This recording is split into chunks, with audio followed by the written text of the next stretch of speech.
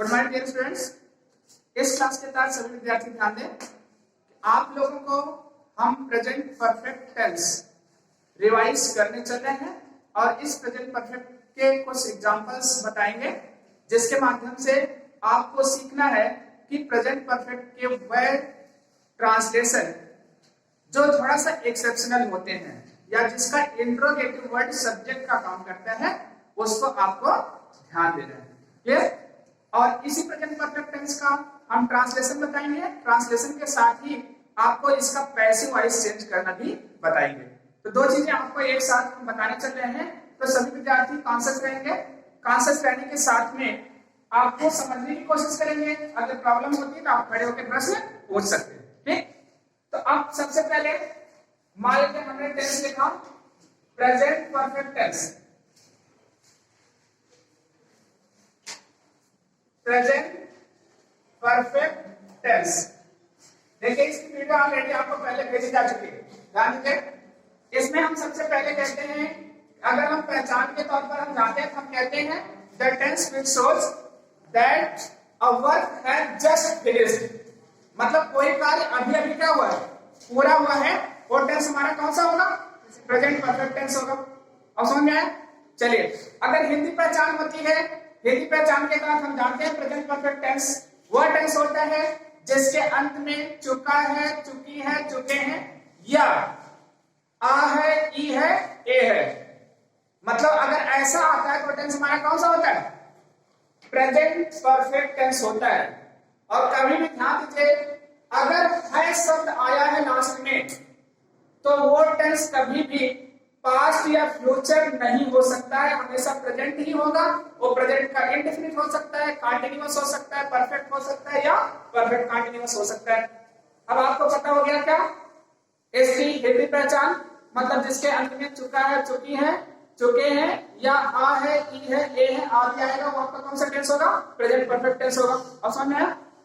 देखिए अगली चीज क्या है, हमको किसी भी टेंस को करने के लिए हेल्पिंग वर्ब की जरूरत पड़ती है। तो प्रेजेंट परफेक्ट टेंस की जो हेल्पिंग वर्ब होती है वो हैज या हैव होती है। हैज आपको पता है सिंगुलर के लिए प्रयोग की जाती है और हैव किसके लिए? प्लूरल के लिए।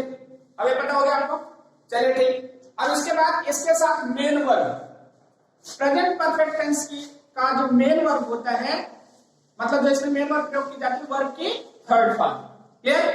अब हमने एक ट्रांसलेशन आपको बोला और वो ट्रांसलेशन क्या है? कितने विद्यार्थियों ने अपना काम पूरा कर लिया है।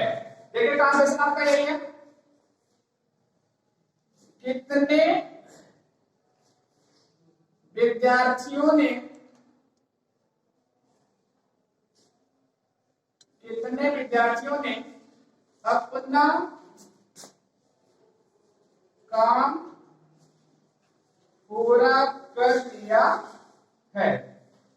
एक ट्रांसलेशन है आपका सिंपल सा। देखिए लिया है लिखा गया, इसका मतलब कौन सा टेंस आया? Present perfect. अब आपको देखिए हमारा सब्जेक्ट क्या है? कितने विद्यार्थियों, ये हमारा सब्जेक्ट है और सब्जेक्ट के साथ यही हमारा इंट्रोगेटिव वर्ड है। इसलिए हमने कहा जो हमारा मतलब क्लास है ना, ये बेस्ड किस पर है? जो समस्यात्मक ट्रांसलेशन आते हैं उस पर। अब हमने कह दिया इसी को हम सब्जेक्ट बनाए और सब्जेक्ट हमारा क्या आया? How many students. कभी हम मच मत लगाइएगा, ध्यान दीजिएगा, नहीं तो लिखा दे how much student. Much quantity show करता है, ध्यान दीजिएगा, मेनी नंबर शो करता है। तो स्टूडेंट को हम तौलते थोड़ी है, हम गिनते हैं ना। नंबर के लिए हमने किसका प्रयोग किया? मेनी का। क्या हो गया? How many students. इसके तुरंत बाद देखिए स्टूडेंट्स प्लूरल है, हमने क्या लिखा? है। अब पूरा करना, कंप्लीट का थर्ड पार्ट कंप्लीटेड। अब देखिए एक चीज आता है अपना कार्य। अपना देखिए कई की मीनिंग होती है, माई भी अपना होता है, आवर भी अपना होता है, योर भी होता है, हिज भी होता है, हर भी सबका मतलब अपना होता है। लेकिन हम अकॉर्डिंग को अगर सब्जेक्ट देते हैं, यहाँ विद्यार्थियों प्लूरल लिखा है, इसलिए यहाँ पर क्या हो गया? Their work. अब ट्रांसलेशन आप लोग कर लीजिए, क्या हो गया? How many students have completed their work. लेकिन लास्ट में इंट्रोगेशन मार्क लगे तो सेंटेंस आपका कैसा है? इंट्रोगेटिव। असल में ये तो आपका ट्रांसलेशन हो गया पहला। अब इसी सेंटेंस को हम पैसिव वॉइस में चेंज करना आपको बता रहे हैं। किसमें? पैसिव वॉइस में। तुरंत पहले हिंदी लिखिए इसका पैसिव वॉइस। अगर हम हिंदी जाते हैं तो मान लीजिए पहला सेंटेंस है, दूसरा हमने लिखा कितने विद्यार्थियों द्वारा, कितने विद्यार्थियों द्वारा अपना काम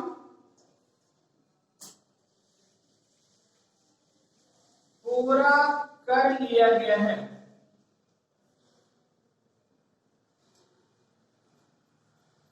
कितने विद्यार्थियों द्वारा अपना काम पूरा कर लिया गया है। अब समझ देखिए, जैसे ही द्वारा शब्द लगा मतलब बाई आपका कोरिलेट हो गया और तुरंत आपको पता हो गया सेंटेंस हमारा किसमें हो गया? पैसिव। और पैसिव में सारी चीज आप ध्यान रखिए, केवल आपको क्या करना है, हेल्पिंग वर्ब जो है उसके साथ बीन लगा देंगे। वर्ब की थर्ड फॉर्म आपकी ऑलरेडी होती है, सब्जेक्ट को ऑब्जेक्ट और ऑब्जेक्ट को क्या बनाना है? सब्जेक्ट। अब हम ट्रांसलेशन करेंगे। अगर आपको पता है सीधे इसका पैसिव वॉइस कर देंगे तब भी हमारा इसी का ट्रांसलेशन होगा, लेकिन हम इस पर बिना ध्यान दिए हुए हम यहाँ ट्रांसलेशन प्रारंभ करते हैं। ठीक, देखिए अब क्योंकि कहा गया कितने विद्यार्थियों, तुरंत आपका इंट्रोगेटिव वर्ड आ गया। क्या आया?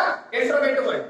और ये इंट्रोगेटिव वर्ड यद्यपि सब्जेक्ट है, पैसिव वॉइस में ऑब्जेक्ट के स्थान पर जाना चाहिए, लेकिन क्योंकि हम इंट्रोगेटिव वर्ड है इसको इसके सब्जेक्ट के स्थान पर हम रखेंगे। हमने लिखा है यहाँ पर how many students, how many students लिखा है हाउ मेनी स्टूडेंट्स। और इसके तुरंत बाद हम क्या लगाएंगे? अब की बार फिर हेल्पिंग वर्ब हम लगाएंगे। क्या लगाएंगे? Helping verb. हमने लिखा हाउ मेनी स्टूडेंट्स, इसके बाद लगाया देयर वर्क लिखा गया है, उनका काम मतलब अपना काम। अब काम भी हम प्लूरल में, क्योंकि सबका काम अलग अलग होता है ना, हम इसलिए प्लूरल में लगाएंगे। यहां पर हमने लगाया हैव। ठीक, हैव, इसके बाद देयर वर्क, क्या लगाएगा? Their work. अब यहां पर वर्क्स नहीं लिखेंगे, वर्क्स लिखेंगे तुरंत आपका मीनिंग चेंज हो जाता है। ठीक है, वर्क्स मतलब समस्या हो जाएगी। यहां पर हमने लिखा है देयर वर्क। अब यहां पर बीन लगाएंगे, कल क्या लगाएंगे? बीन, क्योंकि पैसिव वॉइस में बीन लगाया जाएगा। इसके बाद अब कंप्लीट आपका थर्ड पार्ट पहले से पता है आपको, कंप्लीटेड। क्या हो गया? कंप्लीटेड। तुरंत इसके बाद क्या लगाएगा? बाई।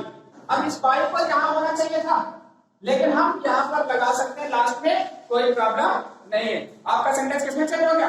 पैसिव में चेंज हो गया। क्लियर? आप लास्ट में इंट्रोगेशन मार्क लगा दीजिए। ठीक है, अब इसको नोट कर लिया आप लोग। अगला ट्रांसलेशन आप लोगों को बोलने चल रहे। ठीक है, अब लिखिए आपको, किसने आपको यह पाठ पढ़ाया है? किसने आपको यह पाठ पढ़ाया है? देखिए फिर आप लोगों को हम प्रेजेंट परफेक्ट का ट्रांसलेशन बोले हैं। ठीक है, उसको नोट कर लीजिए।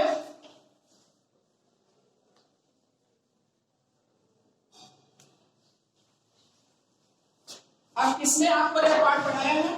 देखिए ये भी एक एक्सेप्शनल सेंटेंस है। अब हमने लिखा किसने आपको यह पाठ पढ़ाया है। इंट्रोगेशन मार्क लास्ट में लगाइए। अब देखिए किसने का सेंस, ये हु का फॉर्म होता है जो आपका किसने, किसको, ठीक है, कौन सेंस देता है। तो अब यहां पर किसने के लिए हम जो सब्जेक्ट के स्थान पर है, पढ़ाने का काम कर रहा है, इसलिए इसकी इंग्लिश हम क्या लिखेंगे? हु। यहां पर आपका क्या हो गया? हु। अब हु आपका सिंगुलर प्रोनाउन होता है, इंट्रोगेटिव वर्ड होता है, इसलिए हम इसके साथ किसका प्रयोग किए? हैज का। हु हैज पढ़ाना, taught। क्या हो गया? हु हैज taught you आपको दिस लेसन। क्या हो गया? Who has taught you this lesson। किसने आपको यह पाठ पढ़ाया? और समझ में? अब देखिए क्या इसको पैसे में चेंज करना है। हम आपको बता रहे हैं, क्योंकि हम क्या कर रहे हैं, टेंस रिवाइज के साथ हम आपको उसी सेंटेंस का पैसे वाइज बता रहे हैं। अब क्योंकि ऑब्जेक्ट है, इसमें दो ऑब्जेक्ट है, यू है और दिस लेसन। ठीक, अब इसको पैसे में चेंज करना है आपको। पैसे में चेंज करने के लिए सबसे पहले हिंदी लिखिएगा पैसे को, और हिंदी क्या हो गया,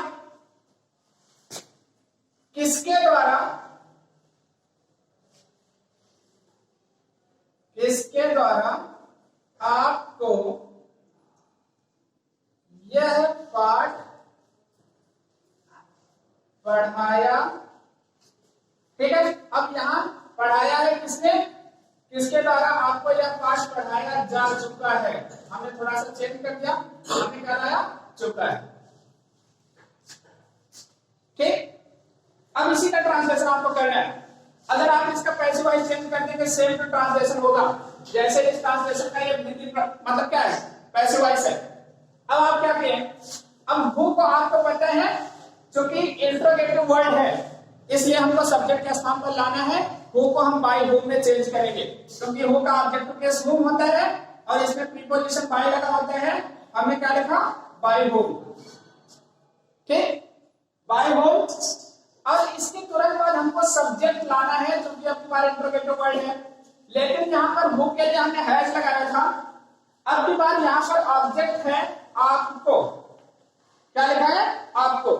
आपको के लिए यू होता है, इसलिए हम है लगाएंगे, बाय होम हैव यू। इसके बाद पैसों में है been, start this lesson. Last में क्या लग गया आपका, इंट्रोगेशन मार्क। क्लियर हुआ। एक चीज और आपको आप समझ लीजिए यहां पर कि ऑब्जेक्ट आपका दो है, एक यह पार्ट है और आपको है। हम दूसरे ऑब्जेक्ट से भी सेंटेंस को पैसिव वॉइस में चेंज कर सकते हैं। अब दूसरा ऑब्जेक्ट आपको लेके बनाते हैं। अब के बाद हम डायरेक्ट ऑब्जेक्ट लेते हैं। अब दूसरा ऑब्जेक्ट लेंगे, पुनः हम यही लिखेंगे बाय होम। ठीक, अब की बात यह पार्ट आपका सिमिलर हो जाएगा, इसलिए यहां पर हेल्पिंग वर्ब हैज लग जाएगी। By whom has this lesson been taught। क्या हो गया, by whom has this lesson been taught। किसको, अब की बात देखिए, टू यू लग गया। जब हम इनडायरेक्ट ऑब्जेक्ट को बाद में लगाते हैं तो उसके पहले प्रीपोजिशन लगता है, आपको सेंटेंस अरेंजमेंट बताएगा ना, इसलिए यहां पर किसका प्रयोग किया गया, टू का। और लास्ट में हमने क्या लगा दिया, इंट्रोगेशन मार्क। समझ में आ गया आप लोगों को, अरे बोलेंगे, ठीक, ओके।